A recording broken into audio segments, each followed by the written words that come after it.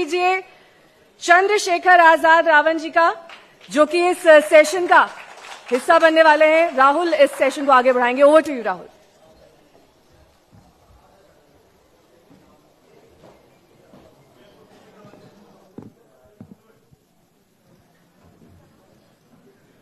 पिछले कुछ हफ्तों से बहुत चर्चा इस बात की चल रही है कि चंद्रशेखर आजाद रावण का आने वाले विधानसभा चुनाव में क्या रोल रहने वाला है। क्या वो अकेले चुनाव लड़ेंगे अपनी नई पार्टी आजाद समाज पार्टी के साथ, या किसी के साथ अलायंस होगा तो किसके साथ होगा और क्यों, और जो युवा दलित राजनीति है वो उत्तर प्रदेश में किस दिशा में बढ़ेगी, इस सब पे चर्चा करने के लिए हमारे साथ चंद्रशेखर आजाद रावण मौजूद हैं। स्वागत है आपका।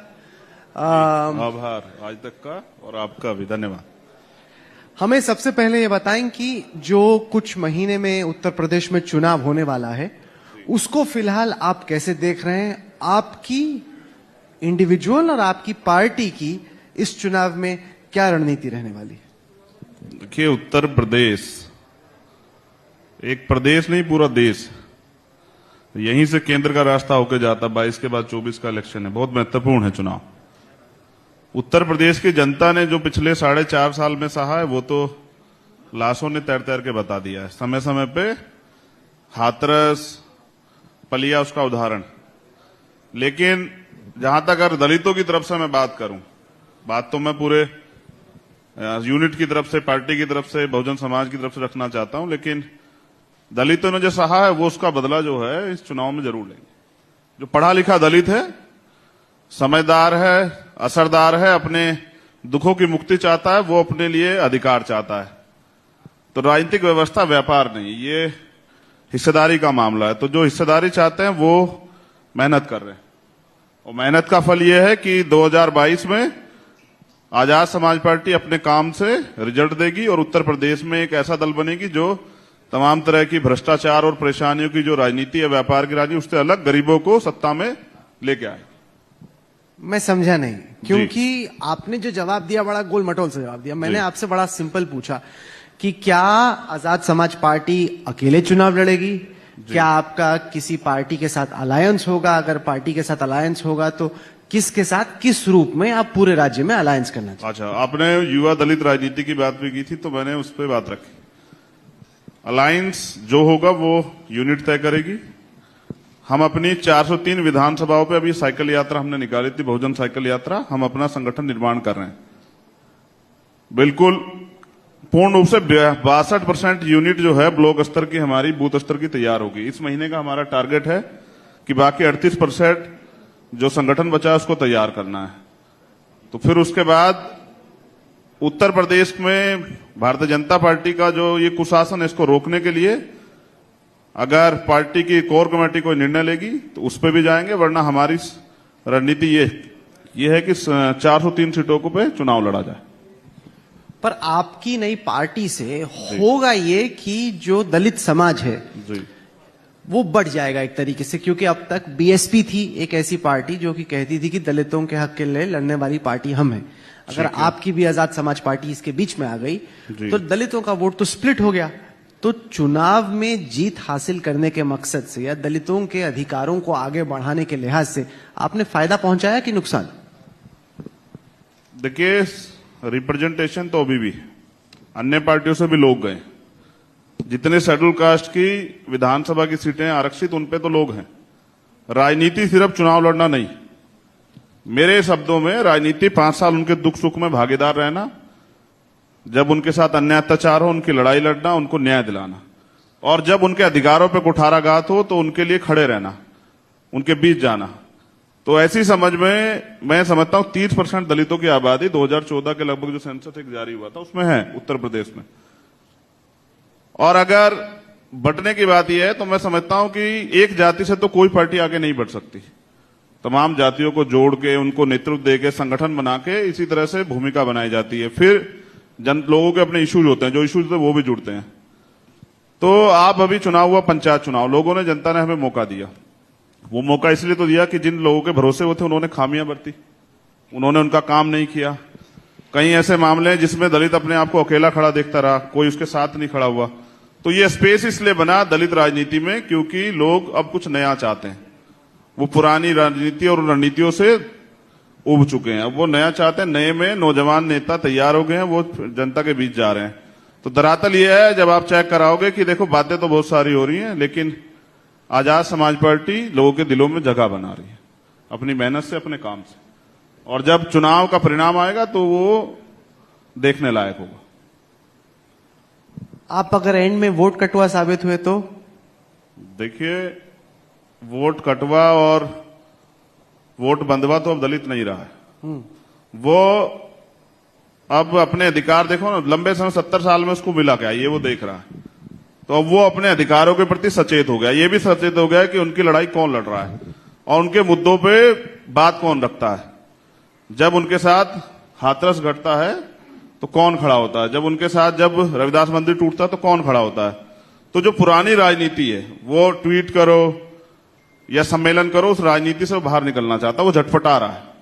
और झटपटाने पे आजाद समाज पार्टी उसके लिए विकल्प है। तो वो वोट कटवा साबित नहीं होगा, क्योंकि जिला पंचायत चुनाव में लोगों ने हमें वोट देकर साबित किया कि वो हमें भविष्य देखते हैं। तो ये तो चुनाव के बाद ही बताएगा कौन वोट कटवा होगा, कौन आगे बढ़ेगा, कौन पीछे जाएगा। आपकी प्रियंका गांधी वाड्रा से मुलाकात होती है, जी। अखिलेश यादव जी से आपकी बातचीत होती है, जी। तो कौन बेटर पार्टनर हो सकता है, कांग्रेस या समाजवादी पार्टी? देखो, राजनीति में जितना हमने सीखा है, वैसे तो नेताओं के बेटे जो हैं, जो 25 साल 26 साल के एमपी एमएलए बन जाते हैं, उनको नेता कहा जाता है। लेकिन हम तो मेहनत करके आए, तो हमने ये समझा है कि राजनीति में अगर किसी की बड़ाई और बुराई करो तो लोग उससे भविष्य आंकने लग जाते हैं। तो मैं किसी पार्टी को ये नहीं कहूंगा कि उसने बहुत अच्छा काम किया, चाहे समाजवादी हो या कांग्रेस की भी सरकारें हैं। समाजवादी की हमने देखी, कई मुद्दों पे उन्होंने बहुत अच्छा इलाज किया, अब योगी सरकार कर रही है।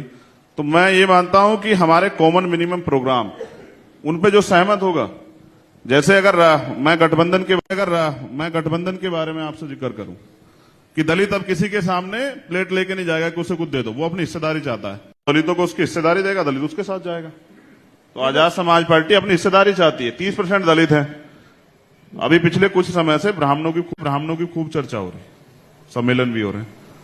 दलितों की आबादी उनसे ज्यादा है, वो भी अपने लिए अधिकार चाहते हैं। वो हिसाब से मैंने सुना है, वो कह रहे हैं कि हमें मुख्यमंत्री पद दो, ये भी चर्चा का विषय है। तो दलित भी चाहता है कि उनको हिस्सेदारी मिले। अगर उनका सीएम नहीं बन रहा है तो डिप्टी सीएम बने। उनके पास जो है अपनी बात को कहने के लिए, उनका सुनने के लिए आदमी हो। तो वो गठबंधन में की स्थिति भी साफ यही है कि जो और उनके मुद्दों पर बात करेगा, जिनसे विचारधारा का मेल होगा, उनसे गठबंधन। जहां तक मुझे समझ में आया, महत्वाकांक्षाओं में काफी फर्क है। जो बाकी पार्टियां उनको लग रहा है कि हाँ 4-6 सीटें हम आजाद को दे सकते हैं। आपको खुद को लग रहा है कि 100 सीटों पे मैंने अपने कैंडिडेट है, 4 और 6 जो आपको वो लोग देना चाहते हैं अपने साथ रखने के लिए, और 100 जो आप चाहते हैं, वो तो बहुत बड़ा गैप है। देखिए, भाजपा को रोकने के लिए दलितों ने ऐसे बाहें फैलाई है, क्योंकि बहुत इलाज हुआ। लेकिन अगर कोई दलितों को कमजोर करेगा तो वो फिर अपनी क्षमता के हिसाब से जवाब देने की ताकत में है। दलित यहां ऐसा नहीं, दलितों ने यहां सरकार बनाई है तो अपने दम पे सरकार बनाई है, ऐसा भी नहीं किसी के चरणों में पड़ के बनाई हो। तो जो कुछ देना चाहता, मैंने कहा ना कि हम लेना क्या चाहते हैं। हमने कहा हमारा हाथ ऐसे नहीं है, ऐसे नहीं है हमारा हाथ ऐसे, हमारी वजह से बनेगी जिसकी बनेगी, और जिसकी नहीं बनेगी वो भी हमारी वजह से नहीं बनेगी। तो एक प्रशिक्षण तो आपने देखा कि वो बिहार में हो चुका है। अति महत्वाकांक्षा हम लोग गलती कर जाते हैं, मगर हम चाहते हैं भारतीय जनता पार्टी को उत्तर प्रदेश में रोका जाए, और इसके लिए लोगों को बड़ा दिल दिखाना पड़ेगा। अगर वो सोचें कि भाई बिना कुछ दिए वोट दे, तो ऐसा तो इतने अच्छे काम तो किसी पार्टी ने नहीं किए। मैं तो पूरे देश में जाता हूँ, ओवरऑल अगर पूरे देश की बात करूं, सरकार किसी की, अभी हम दिल्ली से लौट रहे हैं, आपकी टीम ने कवरेज किया, तब जाके उस बच्चे को न्याय मिलने की उम्मीद ज्यादा बढ़ रही है। अदरवाइज पूरे देश में किसी की सरकार हो, हाल तो यही है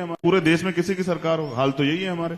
तो बेसिकली आप कह रहे हैं कि अखिलेश यादव, अगर आप चाहते हैं कि हम लोग जुड़ जाएं और कुछ दलित समाज का आपको दिला सकते हैं, तो बड़ा दिल दिखाइए। मतलब कुल मिला के तो आपने यही कहा। अखिलेश जी का नाम ही नहीं लिया, आप ले रहे हैं। मैं तो समझ रहा हूं ना कि आप क्या कह रहे हैं। आप कह रहे हैं कि अगर बीजेपी को रोकना है तो हमें बड़ा दिल दिखाना होगा, क्योंकि हम जिता भी सकते हैं, हरा भी सकते हैं। आप यही कह रहे हैं। जिता सकते हैं और हरा भी सकते हैं। तो वही तो लोकतंत्र में रखना चाहिए। लोकतंत्र में जब छोटा दिल आदमी दिखाता है तो फिर उसका नुकसान उसको 5 साल उठाना पड़ता है। वो बड़ा दिल राहुल गांधी को दिखा चुके हैं, भुगत चुके हैं। बड़ा दिल तो उन्होंने मायावती को भी दिखाया था, उससे भी नुकसान हुआ। तो बड़ा दिल दिखा के अखिलेश को 2 दफा नुकसान हुआ। कर रहे हैं, मैं तो मायावती जी को भी कह रहा हूं, उनको बड़ा दिल दिखाना चाहिए, सबको दिखाना चाहिए। क्यों, क्या दिक्कत है? लेकिन मैंने बताया ना कि देखिए, हम अपनी राजनीति अपने तरीके से कर रहे हैं। हमारा प्रयास है कि दलितों में लीडरशिप पैदा हो। लीडर जो सदन में जाके विधायक भी बन जाए, एमपी बन जाए, मंत्री बन जाए, अपनी पार्टी के प्रति समर्पित रहे। जब वो कहें तोते की तरह तो बोले, जब वो कहते कि नहीं बोलना तो मुद्दों पे चुप हो जाए। ऐसे लीडरशिप की जरूरत नहीं है। लीडरशिप वो होनी चाहिए कि जब का अन्याय अत्याचार हो तो वो खड़ा होकर ठोस होकर बोले, मांगने वाला नहीं, वो अपने अधिकारों के लिए लड़ने वाला है और वो लड़ेगा। चलिए, अखिलेश जी की बात हुई तो ये बताइए कि बहन जी से आपका क्या इक्वेशन है? कभी बातचीत है? अब आपके चैनल पे भी कभी उन्होंने सीधे से इंटरव्यू नहीं दिया होगा। मैं ये समझता हूं कि वो बातचीत तो मुझसे तो नहीं करती। मुझसे तो इनसिक्योरिटी है शायद उनको, कोई मुझसे नहीं करती। मैंने तो कई बार प्रयास किया, मैं तो उनको नेता भी मैंने माना, उनके नेतृत्व में काम भी किया। लगातार वो मुझ पे आरएसएस, बीजेपी के एजेंट, कांग्रेस के एजेंट कहती रही, तो मैं उनका सम्मान आज भी करता हूं। बीजेपी के साथ मिलकर उन्होंने सरकार बनाई है, तो मैंने कभी उनको एजेंट वजेंट नहीं कहा। मेरा काम है अपना काम करना। लोगों का जो मन है कहें, कोई किसी का एजेंट कहे, कुछ कहें, बुराई करें, मुझे फर्क नहीं पड़ता। मैं अपने काम को कर रहा हूं और मजबूती से कर रहा हूं। कांची रानी की उसके बाद मायावती जी ने जैसे उसको संभाला, उसमें आपको अच्छा क्या लगा और बुरा क्या लगा? मायावती जी की इस वक्त आपको क्षमताएं क्या लगती हैं और आपको उनमें कमजोरियां क्या दिखती? देखिए, आप बहन जी की बात कर रहे हैं तो समझिए कि 2006 में काशीराम साहब चले गए। पिछली 3 सरकारें उनकी लीडरशिप में चली थी। 3 सरकारें उनकी लीडरशिप में चली थी, ये बिल्कुल सत्य है। जो चौथी सरकार जो उन्होंने चलाई, उसके बाद वो आप चेक करिए कि वो डाउन में ही जा रहे हैं। अब कोई लीडर अगर जिस पार्टी की लीडरशिप कर रहा है और उसके नेतृत्व में वो पार्टी डाउन में जा रही है, तो लोगों का सवाल उठना लाजमी।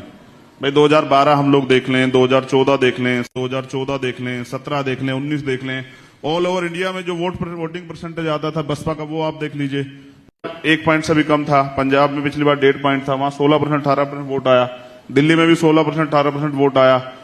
बिहार में भी लगभग यही हाल रहा। तो मैं ये समझता हूं कि उनकी राजनीति में बीएसपी पीछे गई है, इसलिए बीएसपी के लोगों में झटपटाहट। अब देखिए, जनता के पास वोट के मामले में ना विकल्प है।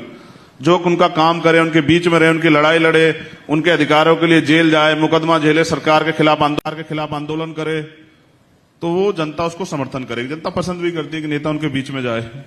क्या आपको कि विपक्ष की राजनीति करने की जगह मायावती जी के नेतृत्व में बीएसपी अब बीजेपी की बी टीम बन गई है? तमाम जो राजनीतिक मुद्दे आते हैं उसमें केंद्र सरकार की मुखालफत करने की जगह ऐसा लगता है कि वो केंद्र सरकार की बात है उसी लाइन को आगे लेके जा रही है। आपको भी ऐसा लगता है?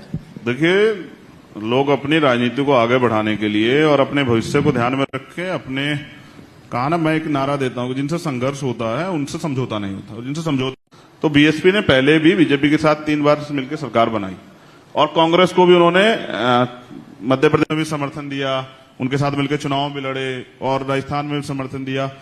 तो मेरे हिसाब से विचारधारा की लड़ाई है। तो जिनसे राजनीतिक समझौते करने होते हैं या कोई भविष्य का निर्माण होता है, तो उस पर आदमी कभी कभी शांत हो जाता है और कभी कभी शांत इस सीबीआई ईडी के डर से भी हो जाता है।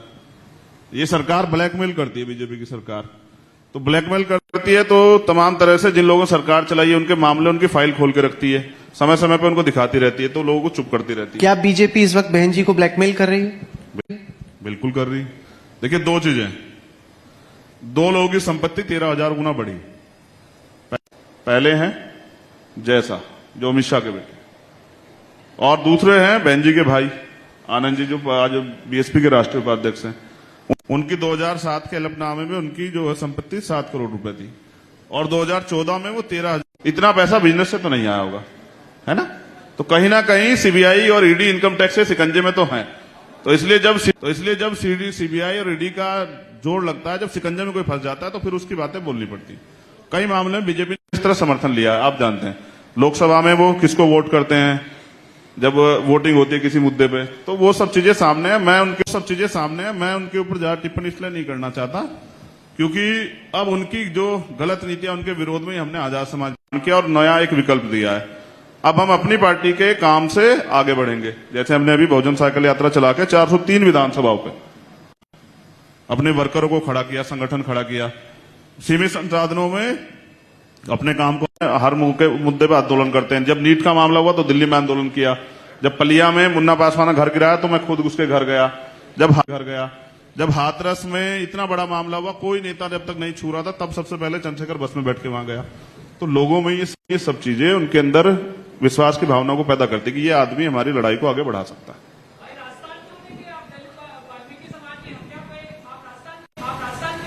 नहीं, मैं राजस्थान जाता हूं। राजस्थान में चूरू का देखिए, आपको अपना राजनीतिक एजेंडा चलाना है, वो आप कहीं और जाके कीजिए। यहाँ पर बैठ नहीं, इस तरीके से मैं सवाल पूछना राहुल जी, मैं एक मिनट जवाब देता हूं बस। थानागाजी में एक कांग्रेस की गवर्नमेंट में बड़ा मामला हुआ था, एक बच्ची के साथ कर दी थी पति पत्नी की। मैं गया था और 1 साल के अंदर सजा मिली उन लोगों को। हमने आंदोलन किया था जयपुर में, पूरे दिन जयपुर को बंद रखा था, पूरा आंदोलन किया था। ऐसा नहीं मैं सब जगह जाता हूं, मगर आप व्यक्ति तो एक ही हूं ना। मोदी जी तो बेचारे चुनाव में जाते हैं, और मैं क्योंकि इतना बड़ा समाज है, मेरे बहुत रोज ट्वीट आते हैं, आज यहां हो गया वहां हो गया।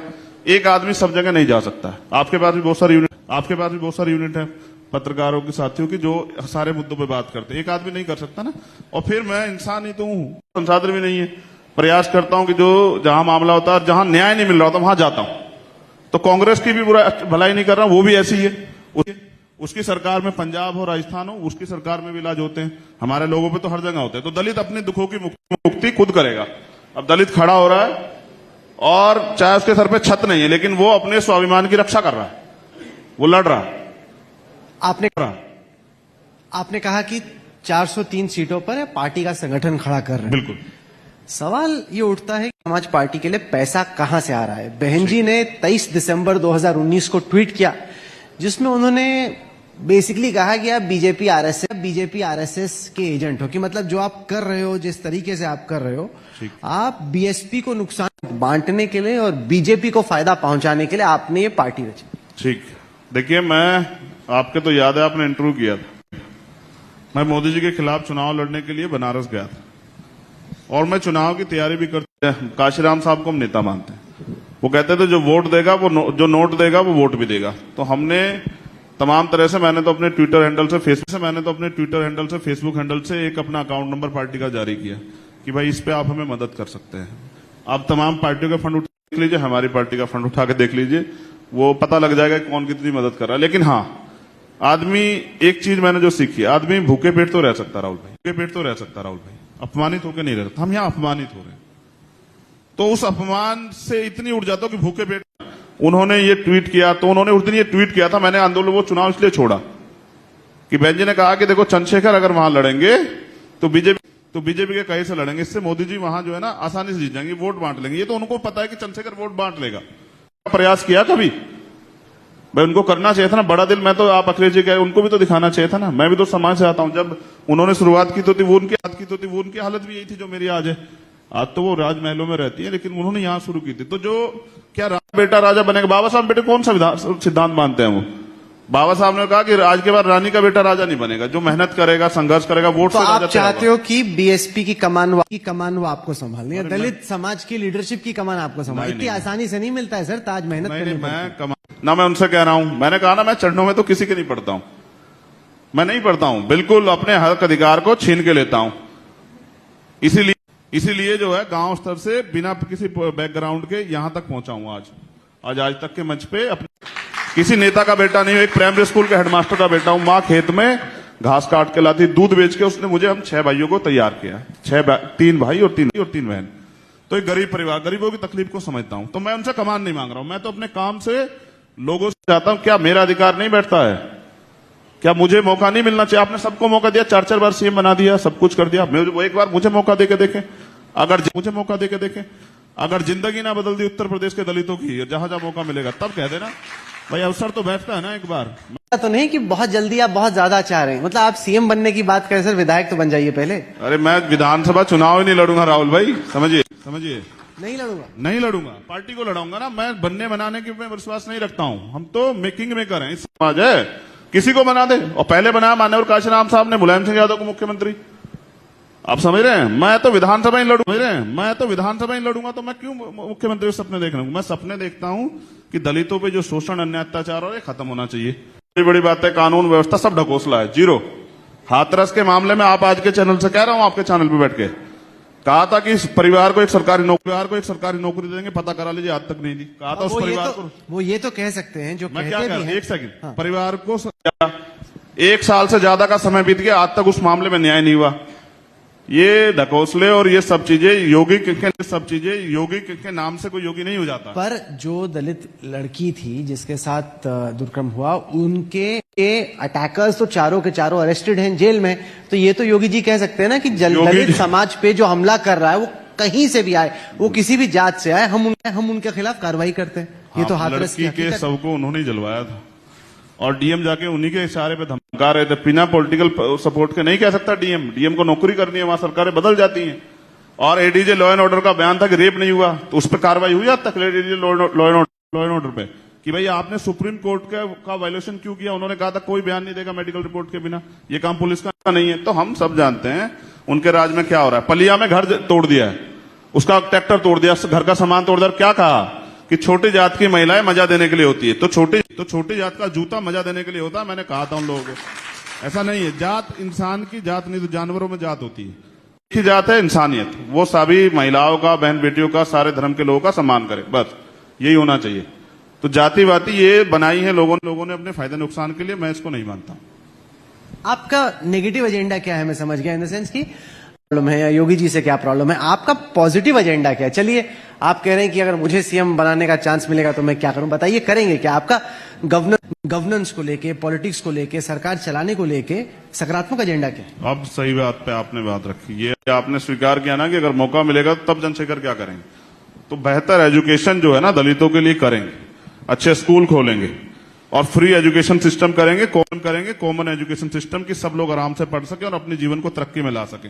ये जो हेल्थ में इतने लोग मरे हैं ना अभी, ये मेडिकल फैसिलिटी नहीं थी। नहीं, आपने कहा इसको कि करेंगे सर, आपने कहा कि रोजगार देंगे, दलितों को जमीन देंगे, रोजगार देंगे, दलितों के लिए ठोस कानून बनाएंगे कि उनकी बहन बेटियों की तरफ आंख उठाने से पहले लोग 1000 सोच नहीं। तो अगर एजुकेशन भी, हेल्थ भी आप दलितों को देंगे तो बाकियों का क्या करेंगे। अरे साहब उनको देंगे जिनको नहीं मिल रहा है, बाकी तो सिस्टम में है ही सारी चीजें। कोई आप ये बताए स्कूल खुलेगा तो क्या दलित के बच्चे पढ़ेंगे क्या, बताइए।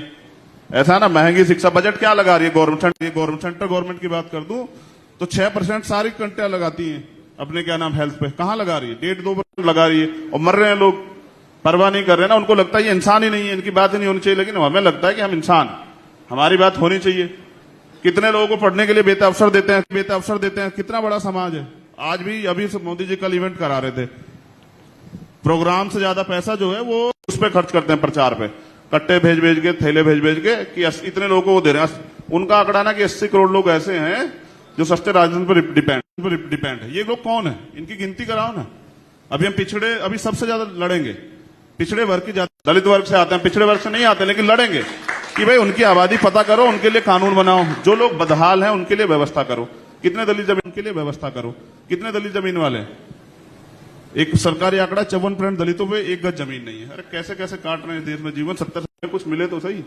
हम अपनी लड़ाई को आगे बढ़ा रहे हैं कि हमें भी अवसर मिले और हम आगे बढ़े और सबके सहयोग लेके इस लड़ाई को और वो करें, क्योंकि एक कोई भी देश हो, समाज हो, एक व्यक्ति के विकास से नहीं बढ़ता, एक जाति के विकास से नहीं बढ़ता, सबका हो के एक अच्छा देश बने। कई लोग हैं वो कहते हैं कि बोलता ठीक है, हवाबाजी ज्यादा है, हकीकत कम। ठीक है ना, वो नोटिस तो कर रहे हैं। आज दलित आज तक के मंच पे है, नोटिस किया जा रहा है, ये भी नोटिस कर रहे हैं कि बोलता ज्यादा चलेगा। ये तो कॉन्स्टिट्यूशनल राइट है ना, आर्टिकल 19 में जो फ्रीडम ऑफ स्पीच है ना, तो अपने बातों पे तो बोलते हैं। वैसे कहां बोलते हैं, वैसे तो बोलने के अपने कार्यकर्ताओं से पैसे लेते हैं, जहां जाते हैं कैडर कराते हैं, उनसे पैसे लेते हैं गाड़ी के तेल के भी। फालतू में नहीं बोलते, देखा आपने किसी फालतू बोलते हुए, नहीं बोलते। लेकिन लोगों को चुभने लगे हैं, क्योंकि मुंह ऊपर करते हैं ना ऐसे, तो लोगों को चुभ जाते हैं। लोगों को लगता है दलित कैसे मुंह ऊपर करते हैं, लोगों को लगता है दलित कैसे मुंह ऊपर कर रहा है, क्योंकि यहां तो हत्या हो जाती है इस बात पे। घोड़ी क्यों चढ़ रहा है दलित, इस पे इसकी हैसियत नहीं है। अरे हैसियत को तो देखो कि हम कहां से उठ के कहां तक आए। हमें पानी पीने का अधिकार नहीं था, अब से 100 साल पहले बाबा साहब इसके लिए लड़े थे। जब महाड़ चवार आंदोलन, जब पानी पीने का अधिकार नहीं था और लाठियां खाई बाबा साहब ने, ये तो चंद्रशेखर है, तो उनके काम को आगे बढ़ा रहे हैं कि भाई आज तो आपने तो रखा नहीं, बीच में जरूरत पड़ जाए तो। इसलिए जो है अब दलितों का स्टेटस थोड़ा सा बदल रहा है। अब वो सोच रहे हैं भविष्य के बारे में कि इस देश में उनका भी वो राष्ट्रपति बन गया, उनका प्रधानमंत्री बने, उनके मुख्यमंत्री बने, तो सोचना तो अधिकार है ना, सपने देखना। तो मैं खुली आंखों से सपने देख रहा हूं, खुली से देखता हूं, रोज समझाता हूं तुम्हारी इतनी आबादी है, अगर पिछड़े वर्ग के लोग तैयार कर लोगे, मुसलमानों को, सिखों को, जैन को, बुद्धिस्ट को, पारसी को तैयार कर लोगे और उनको वोट की वैल्यू समझा दोगे कि वोट की सुरक्षा कैसी होती है, वोट की कीमत क्या होती है, वोट का निर्माण कैसे, मेहनत करोगे तो तुम्हें भी आगे बढ़ने का मौका मिल जाएगा। सरकार कानून बनाने की ताकत सरकार में, कानून सरकार बनाना और फिर कानून बना के अपने लोगों के लिए भलाई करना, अच्छा, आप अपने नाम में रावण रखते थे, सर अभी भी रखते हैं या बीच का क्या आप रावण को हटाने की कोशिश कर रहे हैं अपने नाम से? देखो, मैं राजनीतिक फायदा नहीं देना चाहता राहुल भाई किसी को। देखो, नाम से कुछ होता भी नहीं। नाम अगर आपका राम रहीम हो तो आपका चरित्र बहुत अच्छा नहीं हो सकता। आशा राम हो, आपके नाम में राम जुड़ा हो तो आपका चरित्र बहुत अच्छा नहीं हो सकता। आप अगर के नाम में आप कहते ठोक देंगे, और अभी धमकी दी मैंने 69,000 शिक्षक भर्ती में मैं गया बच्चों के पास, कहा कि संपत्ति जब्त करा देंगे, तो ऐसी भाषा नाम से नहीं होती, कर्म चरित्र होता है। आप चरित्र पे हमारे दाग आपको लगता हो कि ये आदमी चारित्रिक रूप से कमजोर है या जो कर्म से, तो मान लो, लेकिन फायदा नहीं ले देता। इसलिए कहता हूं राउंड वाउंड मत कहा करो। चंद्रशेखर नाम है, आजाद मानसिक रूप से तो आजाद समाज पार्टी की बनाई है, आजाद, और इस आजादी को आम आदमी तक ले जाना चाहते हैं। तो अपने काम से पहचान बनाएंगे, विश्वास कीजिए। बड़े जरूर हैं लेकिन मेहनत भी बहुत करते हैं। अच्छा, आप ये 20 घंटे, 18 घंटे नहीं, 20 घंटे आप ये बाबा साहेब अम्बेडकर की किताब लेके चल रहे हैं जी। आप पढ़ते हैं अम्बेडकर जी की लेखनी को? देखिए, बहुत बाबा साहब अम्बेडकर एक युग है। साथ और लोगों को पढ़ता हूँ, जैसे बाबू जगदेव प्रसाद कुशवाहा, जननायक कर्पूरी ठाकुर, रामस्वरूप वर्मा जी, बहुत सारे लोगों को पढ़ता हूँ। मान्यवर काशीराम पढ़ता रहता हूँ क्योंकि मेरे समय के नहीं ना, समकालीन नहीं है, मैं तो छोटा हूँ, तो उनको पढ़ के जानता हूँ कि वो क्या सोचते थे। तो मैं गूगली करूं? हैं? अगर अम्बेडकर जी के जीवन या उनकी किताबों के बारे में कुछ सवाल पूछूं, आप जवाब देंगे? एक बहुत बड़ा अध्याय। हाँ, अगर आप फुलटोस फेंकने के मूड में तो अलग बात है, अगर गुगली फेंक, कोशिश करता हूँ, चलो कोशिश कर लेता हूँ। तैयार है ना? मैं ज्यादा मैं ठीक। ना गुगली फेंकूंगा ना मैं बाउंसर, मैं सिंपल से सब कुछ छोड़ छाड़ करके आप इसी में एक साधना कर रहे थे। आपका पसीना प्रदेश में इंदौर जगह पड़ती है, उसमें ही। सही। मैं आपने बोला ना एक फुल टॉस फेंको, ऐसा भी इतनी भी आसान फुल टॉस नहीं होनी चाहिए कि उठा के एकदम बाहर कर दिया। और मैं टीम के सभी साथियों को और आपके कोच को, दर्द हो रहा था आपको? फिर भी मैंने मारा एक शॉट। तो चलो, पहला बॉल मैंने भी थोड़ा आसान दिया। मैं ज्यादा मुश्किल नहीं पूछूंगा, जैसे ने बोला कि क्लास मत लेना मेरी, तो क्लास तो मैं नहीं लूंगा, लेकिन और निराश बिल्कुल नहीं होना है। अच्छा, मैं देख रहा था नवनीत की आंख पर कुछ चोट आई है। कौन सी यूनिवर्सिटीज गए और वहां पे उन्होंने क्या पढ़ाई की? बाबा साहब कोलंबिया यूनिवर्सिटी में एक, और दूसरी? और एक हार्वर्ड। अभी ठीक है, उसकी आंख को तो कोई तकलीफ नहीं हुई है ना? पकड़ लिया तो चलो, फुल टॉस तो मतलब एक विकेट गिरी, एक बनी रही। हाँ, ठीक। अच्छा, वो डर रहे हैं, अब मैं ज्यादा करूंगा तो उनको लगेगा ये तो एकदम। आगे तो सबको लगा है कि भाई सलीमा तो बहुत कमाल कर देती। हाँ। और जिनको नोबेल मिला उन्होंने भी स्वीकार किया कि उनके गुरु बाबा साहब अम्बेडकर थे। तो एक लंदन कॉलेज ऑफ इकोनॉमिक्स में उन्होंने पढ़ाई की है। आप लोग रोना बंद कीजिए, मेरे तक आवाज आ रही है। देखिए, देश आज आपका पर गर्व कर रहा है। साला चला रहे हैं, और जैसा कहा ना, पिछड़ों की जाति का जनगणना के लिए गांव गांव जाओगे, पांव चलो, गांव चलो, नुक्कड़ सभाएं करेंगे, चौपाल। और जो लोग की पहचान फिर से एक बार पुनर्जीवित हो रही है, आपके लोगों की मेहनत से हो रही है। जब एक दिन में 20-20 मुसलमानों की सीएन पर एनआरसी के आंदोलन में हत्या कर दी जाती, प्रोटेस्ट करना अधिकार है, तब कोई सम्मेलन नहीं करता है। वोट सबको चाहिए, वोट सबको।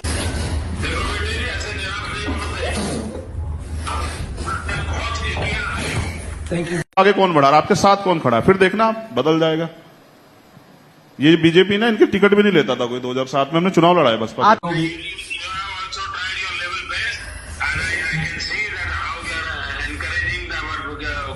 हाल ही में कैबिनेट एक्सपेंशन हुआ केंद्र सरकार में, तो आप देखें कि बार बार जो मोदी जी की टीम की तरफ से मैसेज दिया गया, वो ये दिया गया कि हम told the girls, they inspired the nation, and I think that is something very important and they have to cherish. Thank you for. देखिए कि दलित समाज से कितने मंत्री आए, आप देखें कि पिछड़े वर्ग से कितने। उनका बार बार ये कहना है कि हम तो जितना कर। हाँ जी, नमस्कार सर। नमस्ते। देखिए, आप सब लोग बहुत बढ़िया खेले हैं। कितना करते हैं, देखिए, उनकी बात पे बात करूंगा। कानून व्यवस्था दिल्ली यूपी में साधना कर रहे थे, आपका पसीना बदल नहीं ला सका।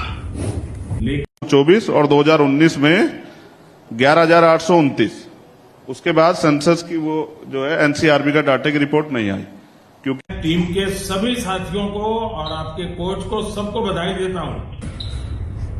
उसमें से हर चौथा क्राइम यूपी में होता है और 60% महिलाओं पे एट्रोसिटी घटनाएं बढ़ी। देखो, बड़ी चीज छीनने। अच्छा, मैं देख रहा था नवनीत की आंख पर कुछ चोट आई है।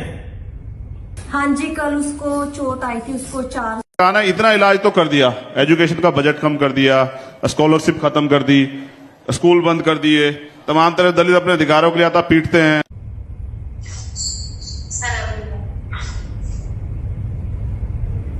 और वंदना, मैं योगी जी बिना उसके, आपको तो जानते हैं यार सब लोग, कोई अनजान को भेजे तो बताएं कि योगी जी का तो नाम ही मत लेना। योगी जी का बीजेपी से चिढ़ गए। आखिरी सवाल का जवाब दीजिए। सलीमा तो बहुत कमाल कर देती।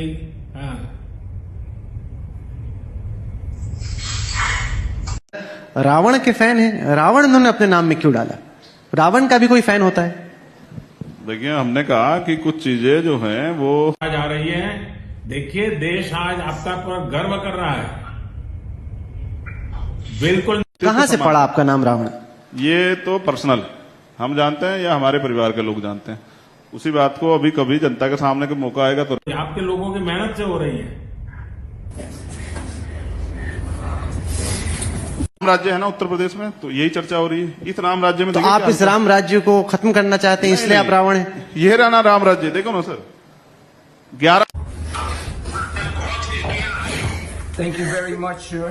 Thank you for your words. रात को मैंने कहा ना, मुख्यमंत्री जी अगर झूठ बोलने लग जाएं कि हमने घर दे दिया, हमने नौकरी दे दी, कुछ नहीं दिया, बिल्कुल झूठ, आप चेक करा लीजिए। आप कहेंगे तो अगर आप हम झूठ निकले तो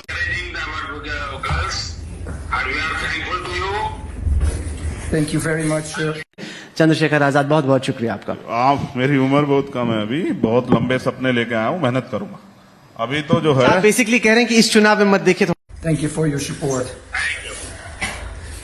Thank you very much. Namaste. केले की बारिश पे खुश हो जाता है, उसको लगता है कि ये पानी नीचे जमीन में जाएगा गहरा, तो लंबे समय तक फल देगा। आम का पेड़ लगाया, केले का नहीं लगाया कि एक बार फसल देख कर कट जाए।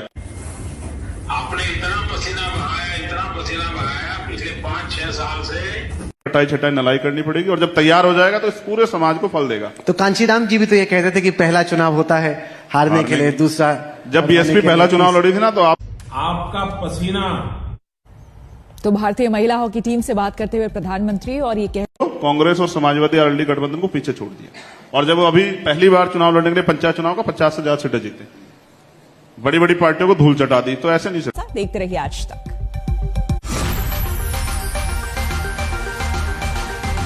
चिढ़ जाता, फिर वो उल्टी से सवाल ढूंढ के लाता कि इसको छोटा कर दूं। इससे कोई दिक्कत नहीं है, मैं प्रयास करूंगा कि ज्यादा काम करूं और काम करके अपनी मेहनत से साबित करूं कि एक दलित का बेटा भी इस पैसे की राजनीति। दूर कितना भी जा, इस जुबान से दूर ना। चंद्रशेखर आजाद जी, आपका बहुत बहुत शुक्रिया। और अगले सेशन की ओर बढ़े उससे पहले